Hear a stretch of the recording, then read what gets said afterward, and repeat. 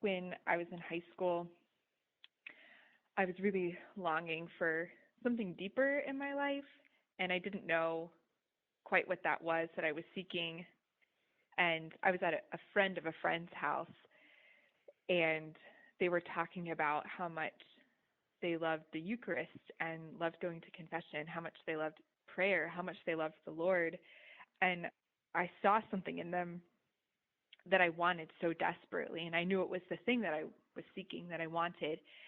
And the more time I spent with them, the more I realized that they had this joy and they had this life that I knew that I wanted. And something hit me in that moment, and I just knew that I was made for more.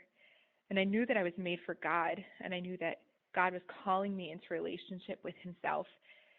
And I think that was the first time I really had this concrete experience that God loves me. And I was able to see His love so tangibly through the people that He had put into my life, just seeing the love that they had for Him and that He was calling them into relationship with Him. I made my first profession of vows a few years ago. So we profess 3 vows: chastity, poverty, and obedience. So I had given my entire life to the Lord through my vows. And usually the time following is just a very beautiful time for most sisters, and it's like a honeymoon period and very beautiful. And about 2 weeks after I made my first vows, I was brought to this place of a deep darkness. And this lasted for about 6 months. Prayer was difficult. It was essentially non-existent. I felt like I was drowning in life. And it was so interesting to me because I had just given the totality of myself to the Lord, and I was just left feeling a little bit confused by that. I knew I was supposed to make my vows. I knew I was supposed to be in this community, and yet I was experiencing this darkness.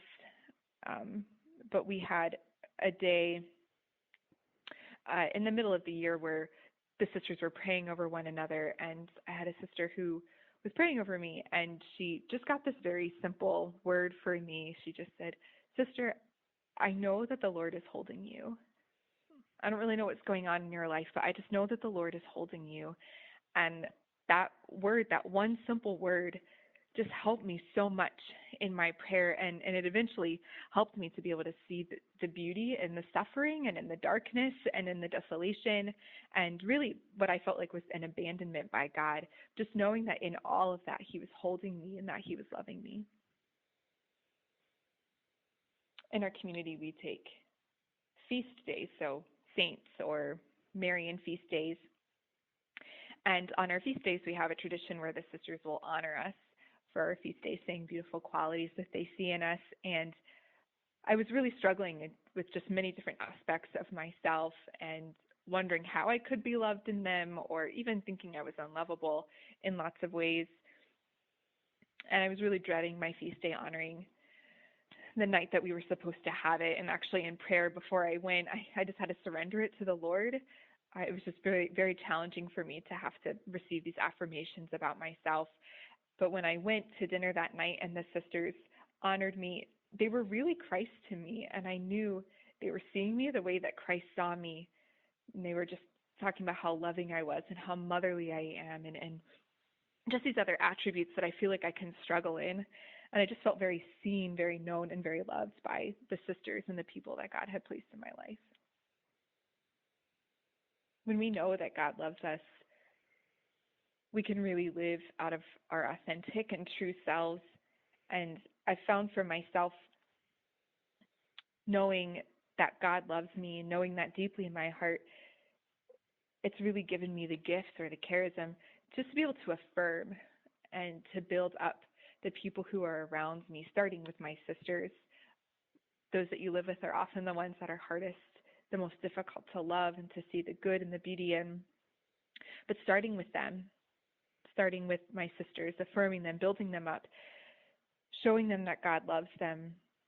I was assigned to downtown ministry this past year, and there's just so much brokenness that I would see in those that I would serve and minister with in the downtown area. And again, just showing them that they are precious, that they are loved, that God has a unique love for them.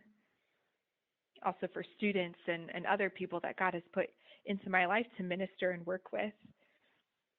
And I think a lot of it too is just being with people in their pain when they feel unlovely, when they feel unlovable, being with people, carrying their crosses with them, being with people when they feel ashamed, when they feel awkward, when they feel uncomfortable, where we feel unlovable, just going down into those places, going down to the depths of those places and showing people that they are loved and that they have dignity in those areas. We have 2 Eucharistic holy hours every day in our community, and that has been just the biggest blessing of my life. So a lot of seeing myself as a child of God and knowing who I am as God's beloved one is simply just being in front of the Eucharist, seeing Christ's utmost vulnerability and love for me that is perpetually poured out in his Eucharistic heart, and asking God to show me who I am, asking God to tell me how he sees me, and remembering that my fundamental identity is being the beloved, is being God's beloved child.